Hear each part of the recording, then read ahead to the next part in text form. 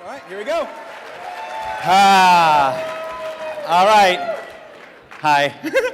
This is going to be way different than what most of you are expecting. I know some of you are tired. I get that. If you thought you're going to sit here and be lectured to for the next 45 minutes of your life, you're absolutely wrong.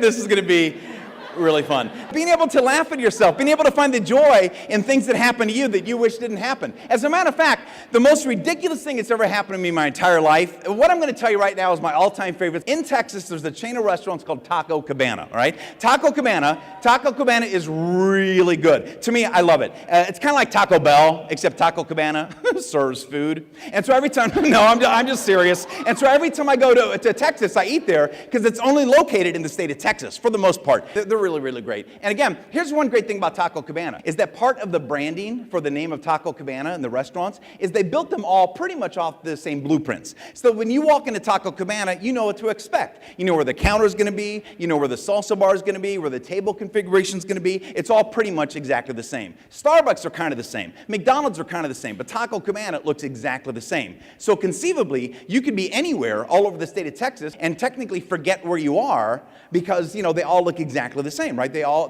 look exactly, that's key to the story. All right, a couple years ago, I get a call to go up to Fort Wayne, Indiana, my home state, to speak up there at some high schools. And so I'm driving up there, and I get off the interstate, and as I get off the interstate, I notice in this back parking lot of this Marriott hotel in my home state of Indiana is a Taco Cabana. And I'm like, whoa, I cannot believe there's one in my home. This is awesome. I can't believe there's one in Indiana. And I walk in there, and I see a map of the United States with red dots all over the state of Texas to signify all the Taco Cabanas in the universe. And then there's one red dot in the map, boom, right there in Indiana. And I asked the manager, why is this here? Well, the owner of the company's daughter got married, and her new husband got transferred to Fort Wayne. So as a wedding gift, he had a restaurant built next to his daughter's new house so that she'd always feel close to her family. I'm like, wow, bueno papa. You know, so I go back there that night for dinner. And when I walk in, it looks exactly the same. Same table, same salsa bar, same table configuration, decorations are the same of Texas. It looks exactly the same. I walk up, I order the same food, 2 chicken fajita tacos, nachos, and a Dr. Pepper. I sit at the same table because to me that's mildly entertaining. I've got my USA Today newspaper that I save for when I'm on the road, because when I'm on the road I don't know a lot of people, so I've got kind of this, you know, this OCD thing going on. So I sit down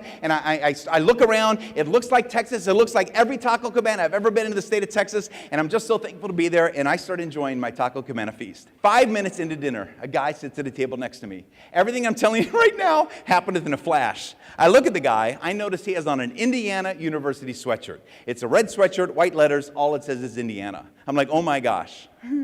I get up from my table. I go over to this total stranger and I say, hey, I'm from Indiana. Honest to God. He looks at me, he's like, yeah. And I'm like, where are you from? He's like, frickin' Fort Wayne. I'm like, oh my gosh, I'm in Indiana. And that's it. I mean, I've never been so freaked out in my entire life. I mean, first of all, what am I going to say? I can't say, you know, I thought I was in Texas, you know, and so I say nothing. I'm like, oh, and I sit back down. Now, it's one of those times you wish you were a kid. If you're a kid, it's okay to move away. I can pick up my tray, move somewhere else in the restaurant to get away from the bad man, you know, but when you're an adult, that's kind of weird. And so now I'm sitting there, and we're not leaving. Neither of us is leaving. We're still eating because the food's too good. And so as I'm eating really fast, my brain starts replaying exactly what happened, and I realize how ludicrous this entire situation was, and I start laughing out loud. Now, if you laugh with friends in public, that is acceptable in these United States. If you laugh by yourself in public and there's refried beans and nasal cavities involved, that's a Class B felony. And so the guy is absolutely enraged. And he gets up and he walks out of the restaurant, and I didn't know what to do. I wanted to go after him. I wanted to explain myself because I knew he was upset. I knew he was mad. I knew he really thought I was making fun of him, which was not the case. The case was, I am an idiot. You know, that's basically it.